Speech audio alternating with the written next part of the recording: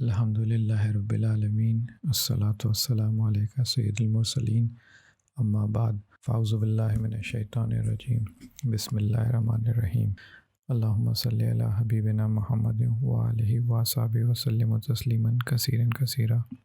لا الہ الا اللہ مالک الحق المبین، محمد رسول اللہ صادق والامین، لا حول ولا قوۃ الا باللہ العلی العظیم۔ سورہ آل عمران، اردو ترجمہ، رکوع نمبر 10، آیت نمبر 92 سے 101 تک۔ سورہ آل عمران مدنی صورت ہے، اس میں 20 رکوع ہیں اور 200 آیات ہیں۔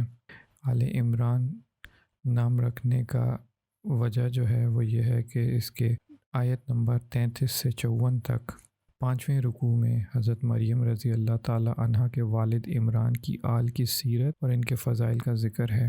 اس مناسبت سے اس سورت کا نام سورہ آل عمران رکھا گیا ہے۔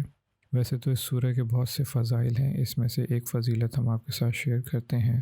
حضرت نواس بن سمعان رضی اللہ تعالی عنہ سے روایت ہے، نبی اکرم صلی اللہ تعالی علیہ وآلہ وسلم نے ارشاد فرمایا، قیامت کے دن قرآن مجید اور اس پر عمل کرنے والوں کو لایا جائے گا، ان کے آگے سورہ بقرہ اور سورہ آل عمران ہوگی۔ حضرت نواس رضی اللہ تعالی عنہ فرماتے ہیں کہ رسول کریم صلی اللہ علیہ وسلم نے فرمایا، صورتوں کے لیے 3 مثالیں بیان فرمائیں جنہیں میں آج تک نہیں بھولا۔ آپ صلی اللہ علیہ وسلم نے فرمایا، یہ دونوں صورتیں ایسی ہیں جیسے 2 بادل ہوں، یا 2 ایسے صاحبہ ہوں جن کے درمیان روشنی ہو، یا صف باندھے ہوئے 2 پرندوں کی قطاریں ہوں۔ یہ دونوں صورتیں اپنے پڑھنے والوں کی شفاعت کریں گی۔ حوالہ مسلم، کتاب الصلاۃ مسافرین وقصرہا، باب فضل قراءۃ القرآن و سورہ البقرہ، 403 صفحہ نمبر، حدیث نمبر 805، آیت نمبر 92۔ بسم اللہ الرحمن الرحیم۔ تم ہرگز بھلائی کو نہیں پا سکو گے جب تک راہ خدا میں اپنی پیاری چیز خرچ نہ کرو، اور تم جو خرچ کرتے ہو اللہ اسے جانتا ہے۔ لن تنالوا البر حتی تنفقوا، تم ہرگز بھلائی کو نہیں پا سکو گے جب تک راہ خدا میں خرچ نہ کرو۔ اس آیت میں بھلائی سے مراد تقوی اور فرما برداری ہے، اور خرچ کرنے کے بارے میں حضرت عبداللہ بن عمر رضی اللہ عنہ نے فرمایا، یہاں خرچ کرنے میں واجب اور نفلی تمام صدقات داخل ہیں۔ امام حسن بصری رضی اللہ عنہ نے فرمایا، جو مال مسلمانوں کو محبوب ہوا اسے رضائے الہی کے لیے خرچ کرنے والا اس آیت کی فضیلت میں داخل ہے، خواہ وہ ایک کھجور ہی کیوں نہ ہو۔ خازن، آل عمران، تحت الآیہ 92۔ اس آیت مبارکہ کے سلسلے میں کچھ 5 واقعات ہیں جو ملاحظہ فرماتے ہیں۔ صحیح بخاری و مسلم کی حدیث میں ہے کہ حضرت ابو طلحہ انصاری رضی اللہ عنہ مدینے میں بڑے مالدار تھے۔ انہیں اپنے اموال میں بیروحہ نامی ایک باغ بہت پسند تھا۔ جب یہ آیت نازل ہوئی تو انہوں نے بارگاہ رسالت میں صلی اللہ علیہ وسلم میں کھڑے ہو کر عرض کی، مجھے اپنے اموال میں بیروحہ باغ سب سے پیارا ہے، میں اسی کو راہ خدا میں صدقہ کرتا ہوں۔ حضور صلی اللہ علیہ وسلم نے اس پر مسرت کا اظہار فرمایا، اور پھر حضرت ابو طلحہ نے صلی اللہ علیہ وسلم کے اشارے پر وہ باغ اپنے رشتہ داروں میں تقسیم کر دیا۔ بخاری، کتاب الزکاة، باب الزکاة الاقارب، حدیث نمبر 1461، اور مسلم میں کتاب الزکاة، باب فضل النفقہ والصدقہ علی الاقربین، حدیث نمبر 998۔ دوسرا واقعہ ہے، حضرت عمر فاروق رضی اللہ عنہ نے حضرت ابو موسیٰ اشعری رضی اللہ تعالی عنہ کو لکھا، میرے لیے ایک باندی خرید کر بھیج دو۔ جب وہ آئی تو آپ رضی اللہ تعالیٰ عنہ کو بہت پسند آئی، لیکن پھر آپ رضی اللہ عنہ نے یہ آیت پڑھ کر اللہ عز و جل کے لیے اس کو آزاد کر دیا۔ حوالہ ہے بغوی، آل عمران، تحت الآیہ 92۔ تیسرا واقعہ ہے، حضرت عبداللہ بن عمر رضی اللہ عنہ فرماتے ہیں، میں نے اس آیت لن تنالوا البر حتی تنفقوا مما تحبون کی تلاوت کی تو میں نے اللہ کی عطا کی ہوئی نعمتوں میں غور کیا کہ کون سی نعمت مجھے سب سے زیادہ پیاری ہے۔ جب غور کیا تو میں نے اپنی باندی کو اپنے نزدیک سب سے زیادہ پیارا پایا۔ اس پر میں نے کہا، یہ اللہ تعالیٰ کی رضا کے لیے آزاد ہے، اور اگر یہ بات نہ ہوتی کہ جس چیز کو میں نے اللہ تعالیٰ کے لیے کر دیا اس کی طرف نہ لوٹوں گا تو میں اس باندی سے نکاح کر لیتا۔ مستدرک، کتاب المعارف الصحابہ رضی اللہ تعالیٰ عنہم، ذکر عبداللہ بن عمر، حدیث نمبر 6400۔ 35۔ چوتھا واقعہ ہے حضرت عمر بن دینار رضی اللہ عنہ فرماتے ہیں جب یہ آیت لن تنالوا البر حتی تنفقوا مما تحبون نازل ہوئی تو حضرت زید بن حارثہ رضی اللہ تعالی عنہ اپنا پسندیدہ گھوڑے کو لے کر بارگاہ رسالت میں حاضر ہوئے اور عرض کی یا رسول اللہ آپ اس گھوڑے کو صدقہ فرما دیں۔ تاجدار رسالت صلی اللہ علیہ وسلم نے وہ گھوڑا ان کے بیٹے حضرت اسامہ کو عطا فرمایا تو حضرت زید رضی اللہ نے عرض کی میں نے اس گھوڑے کو محض اللہ کی راہ میں صدقہ کرنے کا ارادہ کیا ہے۔ نبی کریم صلی اللہ علیہ وسلم نے ارشاد فرمایا بے شک تیرا صدقہ قبول کر لیا گیا۔ حوالہ ہے ابن عساکر ذکر من اسمہ زید بن حارثہ بن شراحیل۔ پانچواں واقعہ ہے حضرت عمر بن عبدالعزیز رضی اللہ عنہ شکر کی بوریاں خرید کر صدقہ کرتے تھے۔ ان سے کہا گیا اس کی قیمت صدقہ کیوں نہیں کر دیتے؟ آپ رضی اللہ عنہ نے فرمایا شکر مجھے محبوب و مرغوب ہے، میں چاہتا ہوں کہ راہ خدا میں اپنی پیاری چیز خرچ کروں۔ مدارک آل عمران تحت الآیہ 92۔ آیت نمبر 93۔ تمام کھانے بنی اسرائیل کے لیے حلال تھے سوائے ان کھانوں کے جو یعقوب نے تورات نازل کیے جانے سے پہلے اپنے اوپر حرام کر لیے تھے۔ تم فرماؤ تورات لاؤ اور اسے پڑھو اگر تم سچے ہو۔ اس آیت کی تفصیل ہے کلو طعام کان حلا لبنی اسرائیل، تم کھانے میں بنی اسرائیل کے لیے تمام کھانے بنی اسرائیل کے لیے حلال تھے۔ اس کا شان نزول یہ ہے کہ مدینہ منورہ کے یہودیوں نے سید المرسلین صلی اللہ علیہ وسلم پر اعتراض کیا۔ آپ صلی اللہ علیہ وسلم اپنے آپ کو ملت ابراہیمی پر خیال کرتے ہیں، حالانکہ حضرت ابراہیم علیہ السلام اونٹ کا گوشت اور دودھ نہیں کھاتے تھے، جبکہ آپ کھاتے ہیں، تو آپ ملت ابراہیمی پر کیسے ہوئے؟ حضور صلی اللہ علیہ وسلم نے فرمایا یہ چیزیں حضرت ابراہیم علیہ السلام پر حلال تھیں۔ یہودی کہنے لگے یہ حضرت نوح علیہ السلام پر بھی حرام تھیں، حضرت ابراہیم علیہ السلام پر بھی حرام تھیں اور ہم تک حرام ہی چلی آئی ہیں۔ اس پر اللہ تعالیٰ نے یہ آیت نازل فرمائی اور اس میں بتایا گیا کہ یہودیوں کا یہ دعویٰ غلط ہے، بلکہ یہ چیزیں حضرت ابراہیم، حضرت اسماعیل، حضرت اسحاق اور حضرت یعقوب علیہ السلام پر حلال تھیں۔ حضرت یعقوب علیہ السلام نے کسی سبب سے ان کو اپنے اوپر حرام فرمایا اور یہ حرمت ان کی اولاد میں باقی رہی۔ یہودیوں نے اس کا انکار کیا تو حضور اقدس صلی اللہ علیہ وسلم نے فرمایا تورات میں یہ مضمون موجود ہے، اگر تمہیں اس سے انکار ہے تو تورات لاؤ اور اس میں سے نکال کر دکھاؤ کہ یہ چیزیں حضرت ابراہیم علیہ السلام پر حرام تھیں۔ اس پر یہودیوں کو اپنی ذلت اور رسوائی کا خوف ہوا اور وہ تورات نہ لا سکے۔ ان کا جھوٹا ہونا ظاہر ہو گیا اور انہیں شرمندگی اٹھانی پڑی۔ خازن آل عمران تحت الآیہ 93۔ اس سے یہ بھی معلوم ہوتا ہے کہ حضور سید المرسلین کا علم شریف اللہ تعالیٰ کی خاص عطا سے ہے کہ آپ تورات و انجیل سے خبردار ہیں اور اللہ تعالیٰ نے آپ صلی اللہ علیہ وسلم کو غیبی علوم عطا فرمائے ہیں۔ آیت نمبر 94۔ پھر اس کے بعد بھی جو اللہ پر جھوٹ باندھے تو وہی لوگ ظالم ہیں۔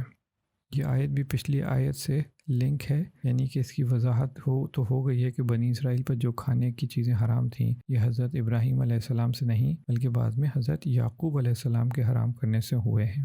تو جو اس حقیقت کے واضح ہو جانے کے بعد بھی اس پر جھوٹ باندھے اور کہے کہ ملت ابراہیم میں اونٹ کے گوشت اور دودھ اللہ تعالیٰ نے حرام کیے تھے، وہ ظالم ہے۔ آیت نمبر 95۔ اے محبوب تم فرماؤ اللہ نے سچ فرمایا لہٰذا تم ابراہیم کے دین پر چلو جو ہر باطل سے جدا تھے اور وہ مشرکوں میں سے نہ تھے۔ تفصیل میں ہے فَاتَّبِعُوا مِلَّةَ إِبْرَاهِيمَ حَنِیفًا، لہٰذا تم ابراہیم کے دین پر چلو جو ہر باطل سے جدا تھے۔ اس آیت میں دین ابراہیمی کی پیروی کا حکم ہے۔ آیت نمبر 96۔ بے شک سب سے پہلا گھر جو لوگوں کی عبادت کے لیے بنایا گیا وہ ہے جو مکہ میں ہے، برکت والا ہے اور سارے جہان والوں کے لیے ہدایت ہے۔ تفصیل میں ہے ان اول بیت وضع للناس، بے شک سب سے پہلا گھر جو لوگوں کی عبادت کے لیے بنایا گیا۔ یہودیوں نے کہا تھا کہ ہمارا قبلہ یعنی بیت المقدس کعبے سے افضل ہے کیونکہ یہ گزشتہ انبیاء کا قبلہ رہا ہے، نیز یہ خانہ کعبہ سے پرانا ہے۔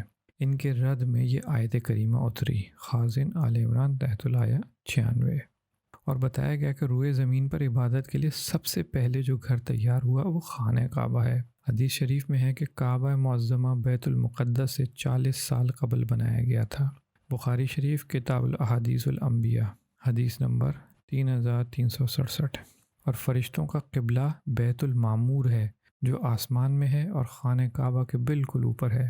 کنز الاعمال کتاب الفضائل باب فی فضائل المکہ، حدیث نمبر 38081۔ اس آیت میں مکہ معظمہ کے بہت سی خصوصیات بیان ہوئی ہیں، جس میں سے چند یہ ہیں کہ سب سے پہلی عبادت گاہ ہے کہ حضرت آدم علیہ السلام نے اس کی طرف نماز پڑھی۔ تمام لوگوں کی عبادت کے لیے بنایا گیا، جبکہ بیت المقدس مخصوص وقت میں خاص لوگوں کا قبلہ رہا ہے۔ مکہ معظمہ میں واقع ہے جہاں ایک نیکی کا ثواب 1,00,000 ہے۔ اس کا حج فرض کیا گیا۔ حج ہمیشہ صرف اسی کا ہوا۔ بیت المقدس قبلہ ضرور رہا لیکن کبھی اس کا حج نہ ہوا ہے۔ اسے امن کا مقام بھی قرار دیا گیا اور اس میں بہت سی نشانیاں رکھی گئیں، جن میں ایک مقام ابراہیم ہے۔ آیت نمبر 97۔ اس میں کھلی نشانیاں ہیں۔ ابراہیم کے کھڑے ہونے کی جگہ ہے، اور جو اس میں داخل ہو امن والا ہو گیا، اور اللہ کے لیے لوگوں پر اس گھر کا حج کرنا فرض ہے جو اس تک پہنچنے کی طاقت رکھتا ہے، اور جو انکار کرے تو اللہ سارے جہانوں سے بے پرواہ ہے۔ اس آیت کی تفصیل میں جو مقام ابراہیم کا ذکر ہے وہ پتھر ہے جس پر حضرت ابراہیم علیہ السلام کعبہ شریف کی تعمیر کے وقت کھڑے ہوتے تھے۔ یہ پتھر خانہ کعبہ کی دیواروں کی اونچائی کے مطابق خود بخود اونچا ہو جاتا تھا۔ اس میں حضرت ابراہیم علیہ السلام کے قدم مبارک کے نشان تھے، جو طویل زمانہ گزرنے اور بکثرت ہاتھوں سے مس ہونے کے باوجود ابھی تک کچھ باقی ہیں۔ وَمَن دَخَلَهُ كَانَ آمِنًا، اور جو اس میں داخل ہوا امن والا ہو گیا۔ حضرت عمر رضی اللہ عنہ نے فرمایا کہ اگر میں اپنے والد خطاب کے قاتل کو بھی حرم شریف میں پاؤں تو اس کو ہاتھ نہ لگاؤں یہاں تک کہ وہ وہاں سے باہر آئے۔ مدارک آل عمران تحت الآیہ 97۔ اس آیت میں حج کی فرضیت کا بیان بھی ہے۔ وَلِلَّهِ عَلَى النَّاسِ حَجُّ الْبَيْتِ، اور اللہ کے لیے لوگوں پر اس گھر کا حج فرض ہے، بشرطے کہ وہ استطاعت رکھتا ہو۔ حدیث شریف میں حضور صلی اللہ علیہ وسلم نے فرمایا، اس آیت میں حج کی فرضیت کا بیان ہے اور اس کا کہ استطاعت شرط ہے۔ حدیث شریف میں تاجدار رسالت صلی اللہ علیہ وسلم نے اس کی تفسیر یعنی استطاعت کی تفسیر میں زاد راہ اور سواری سے فرمائی ہے۔ ترمذی کتاب التفسیر باب من سورۃ آل عمران۔ آیت نمبر 98۔ تم فرماؤ اے اہل کتاب، تم اللہ کی آیتوں کا انکار کیوں کرتے ہو حالانکہ اللہ تمہارے اعمال پر گواہ ہے۔ اس کی تفصیل میں ہے لما تکفرون بآیات اللہ، تم اللہ کی آیتوں کا انکار کیوں کرتے ہو۔ یہاں اللہ تعالیٰ کی آیتوں سے مراد توریت کی وہ آیات ہیں جن میں حضور صلی اللہ علیہ وسلم کے اوصاف کا بیان ہے، اور وہ عقلی دلائل مراد ہیں جو حضور صلی اللہ علیہ وسلم کی صداقت پر دلالت کرتے ہیں۔ آیت نمبر 99۔ تم فرماؤ اے اہل کتاب، تم ایمان لانے والوں کو اللہ کے راستے سے کیوں روکتے ہو؟ تم اس میں بھی ٹیڑھا پن چاہتے ہو حالانکہ تم خود اس پر گواہ ہو اور اللہ تمہارے اعمال سے بے خبر نہیں۔ اس آیت کی تفصیل میں اہل کتاب سے خطاب ہے، اہل کتاب یعنی یہودیوں سے، کہ تم جن کے دلوں میں بھی ایمان مضبوط نہیں ہوا، انہیں تاجدار رسالت صلی اللہ علیہ وسلم کی شان میں توریت کی آیتیں چھپا کر اور یہ کہہ کر کیوں بہکاتے ہو کہ وہ نبی نہیں ہیں جن کی خبر توریت اور انجیل میں موجود ہے، حالانکہ وہ اس پر خود گواہ ہیں کہ سید دو عالم صلی اللہ علیہ وسلم کی شان توریت میں لکھی ہوئی ہے، اور جو دین مقبول ترین ہے وہ صرف دین اسلام ہی ہے۔ آیت نمبر 100۔ اے ایمان والو، اگر تم اہل کتاب میں سے کسی گروہ کی اطاعت کرو تو وہ تمہیں تمہارے ایمان کے بعد کفر کی حالت میں لوٹا دیں گے۔ اس آیت کی تفصیل میں ہے شاس بن قیس یہودی مسلمانوں کی مجلس کے قریب سے گزرا جس میں انصار کے دونوں قبیلے اوس اور خزرج نہایت محبت سے باتیں کر رہے تھے۔ اسلام سے پہلے ان کی آپس میں بہت جنگ تھی۔ اس یہودی کو ان کے اتفاق سے بڑی تکلیف ہوئی، چنانچہ اس نے ایک نوجوان یہودی سے کہا تم ان کی گزشتہ جنگیں یاد دلا کر انہیں لڑا دو۔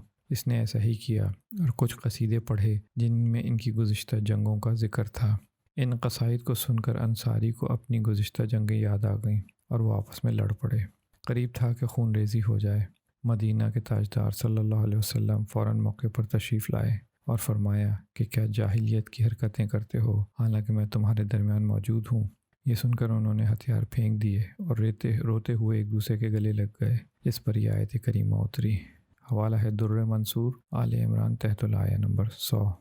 اس سے یہ بھی معلوم ہوا کہ فتنہ فساد برپا کرنا اور مسلمانوں کو آپس میں لڑانا یہودیوں کا پرانا کام ہے۔ آیت نمبر 101۔